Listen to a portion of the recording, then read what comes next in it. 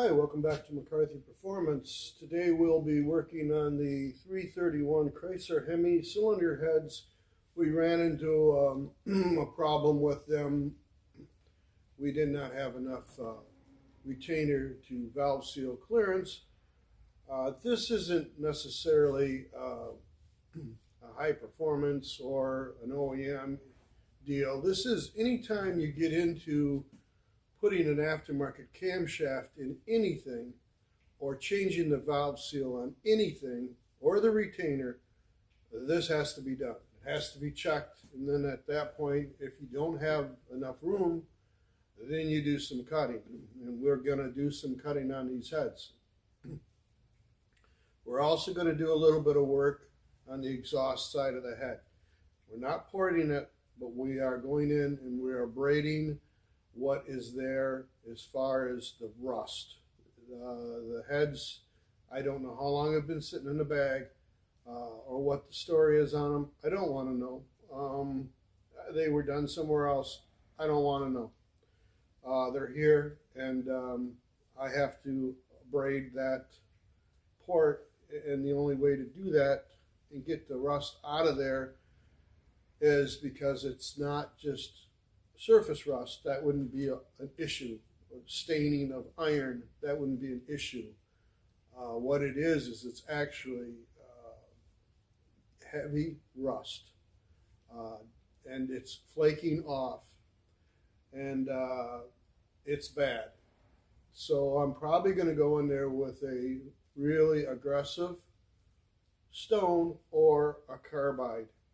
Now, we're not going to port these heads. We're not getting into porting. It's not a how-do port a Hemi head. It's none of that. I may blend the exhaust seats. I normally do that on anything I put a hardened seat in. I'll do / quote-unquote a bowl job. What a lot of guys sell as a bowl job, as an added cost to the head when you put a seat in it. I automatically do that. I'll either do it by hand or by the machine or both, a little bit of both. So that's what we got going on with the Hemi. Not real exciting stuff, but stuff that you should know. And if you don't know it, watching my videos may help you learn a few things. Sometimes learning is not fun, but learning the hard way is a hell of a lot more disappointing than watching maybe some videos where it's kind of slow paced. But this is all basic stuff. I feel comfortable enough to make a video about it to tell other people that are maybe interested in this how to do it. And as far as I'm concerned, the proper way. There's change ups on some of my techniques over the years. You may see a video of mine where I might do it one way and I might do it another way. I've got more than one way of doing things, and depending on the day it is, on what mood I'm in, I might choose to do it differently. Sometimes that's with experience, sometimes that's just me doing it a different way. As long as it comes out the same, it really don't matter. So that's what we're doing, and I guess getting into this video, that's kind of what I'm saying is, don't have to cut the valve seals with the seat and guide machine. You can do that at home. There's a lot of things that you can do at home. You don't necessarily need the machines that I have. So, getting done with that, I hope you enjoy the video. Thank you.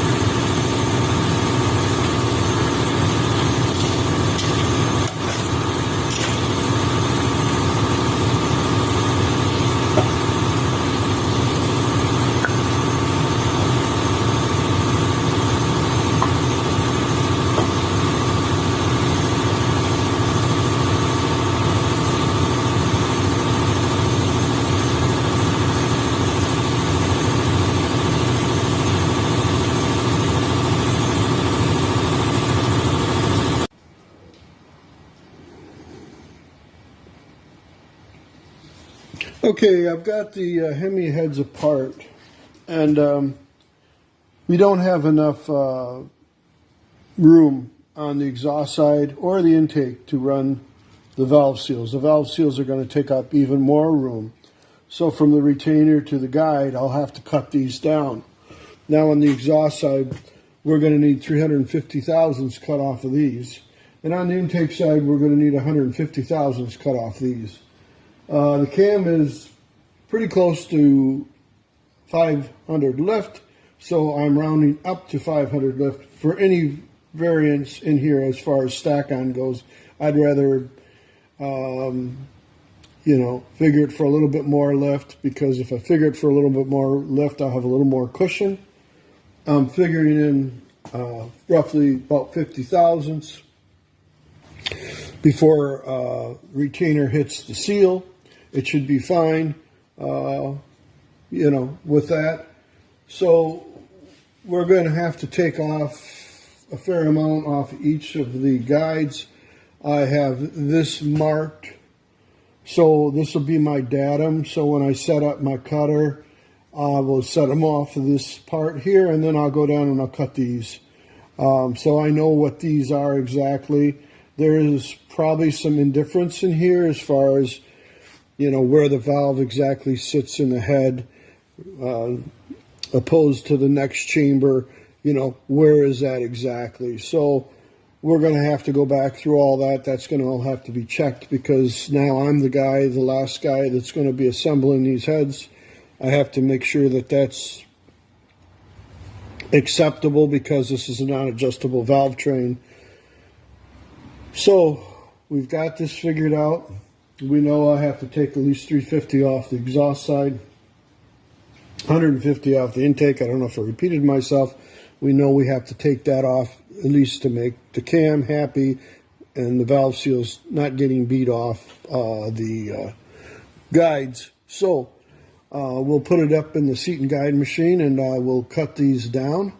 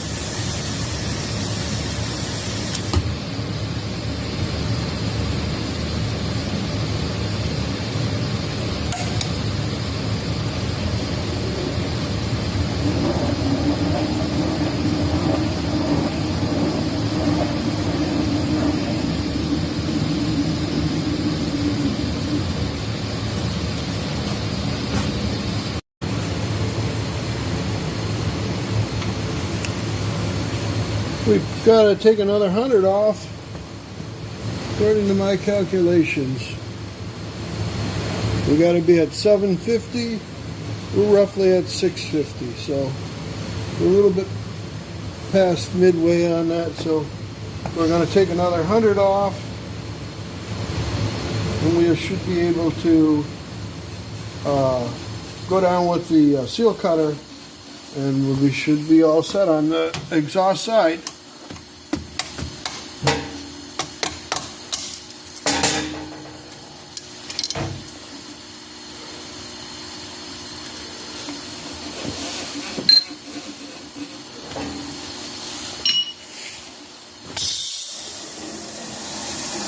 They're all the same height now. They're all pretty much level, so we don't necessarily have to set off on that one now, but we will. So go off of this one, set the gauge, go down 100, stop. Okay, we're at 0, so that's going to be easy to figure out. We just one sweep of the dial. One revolution, I should say.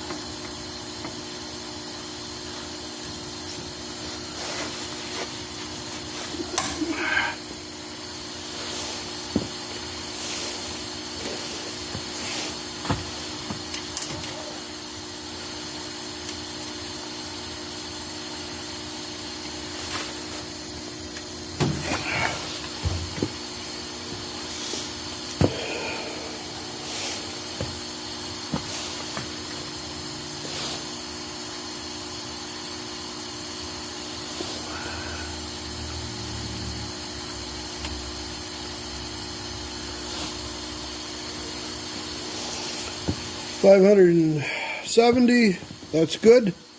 That's what we need to be. It should be, basically we're about 10 over where I wanted to be, but that's okay. 60 thousandths for safety margin, 500 lift. So this is what the paper looked like, just moving the heads around, knocking the valves out and checking things, and this is all falling out of the exhaust ports and the water jackets. So that's kind of the reason why we are going to do a little bit of grinding on them, moving the rust scale out of here. Like I said, we're not porting anything, but I'm just going to go in there and rattle the carbide and the stone. I use mostly stone. I'm going to go in here now with a carbide. Try to get down in here a little bit and knock some of that out, because when that valve opens up, it's going to go right down the cylinder walls. And, there's a bunch of it in here. And, I don't know how the heads were prepped. I'm assuming they were probably baked and then blasted, but I don't know. I know the hot tank will get into all these areas no problem. The stuff that I use is hot enough that it'll eat the rust or knock it loose. But, these are 70-some years old. I mean, you're always going to have to do a little bit of prep cleanup work on some of this older stuff. And if you don't, well, it can fall down into the engine. Now, this is the old hot rodder trick right there. You get a can of Barbasol and you spray the water passages with it, and it'll dry and it'll hold up enough of that stuff so you can get the head on without it dropping in. That trick's been around for years. But so we're going to do a little grinding on it. So we're going to go in here and clean up a little bit. I'm going to wet it down. That'll keep the dust down a little bit. Probably wouldn't hurt to wear a particle mask, if you don't want to breathe this stuff. So, got a burr on a die grinder. I'm just going to go in there and lightly dust it just to knock the stuff loose.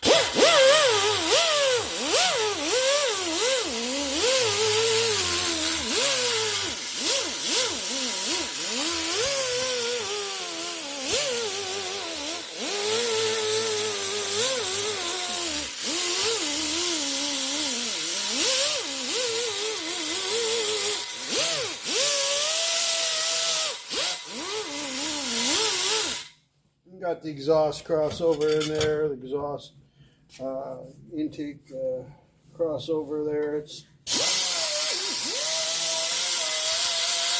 full of crap.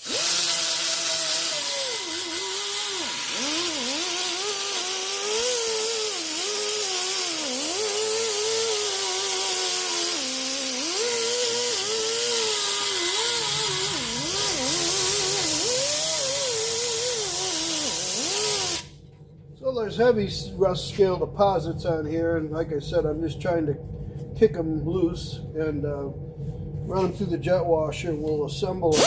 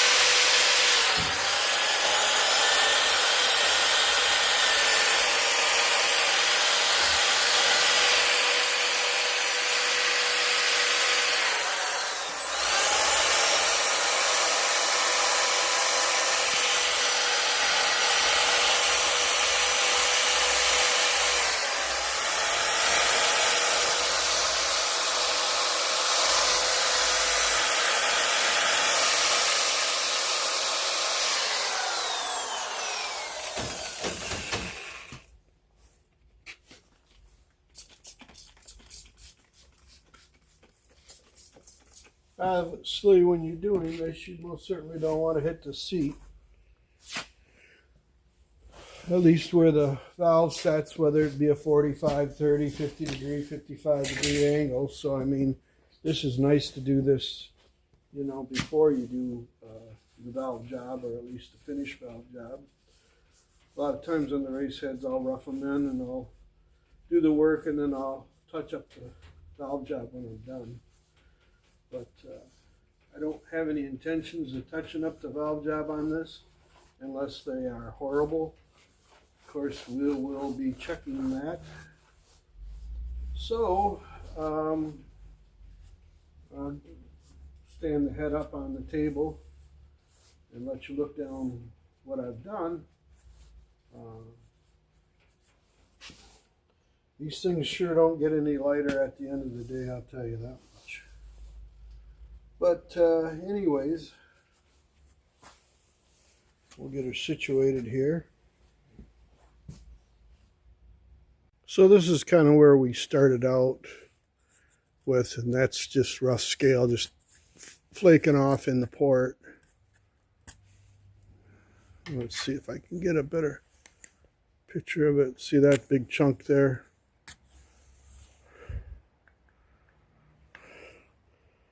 That's a little worse than the other. This one, of course, you can see a big old knob of goop hanging off of there. Well, it's not goop, it's rust, but yeah, so I mean, I think it's worth mentioning, you know, that you should not leave stuff like that. You really need to get in there, and, you know, you can use all sorts of things. I decided to use wire wheels and carbides and stones and, you know, the whole arsenal, electric, air, you know, having a bunch doesn't hurt.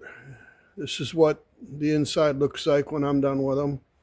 That's shined up with a wire wheel, and it takes elbow grease to get them to look like that, you know. But, you know, I'm not saying they're 100%, but they're a lot better than that other head.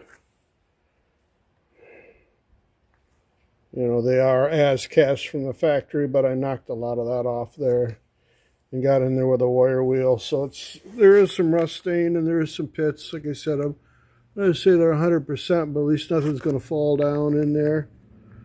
I'll probably hit that one just a little bit better right there. Yeah, I'll get that a little bit better. But, you know, you don't have to make them beautiful. You just got to make them so when you put them on, all the crap don't fall down into the heads, you know, or down into the cylinders. Excuse me. So I think we're going to leave this video right here. We'll stop on these. I got to do that head, obviously. I'd like to tell you that it was finished. Boy, would I love to tell you it was finished. But it ain't. And it needs a lot of scrubbing. And that's for another day. And we'll wash these up really good. And hopefully, if the valve job is decent, we can put them right straight back together. Well, thanks for watching my videos.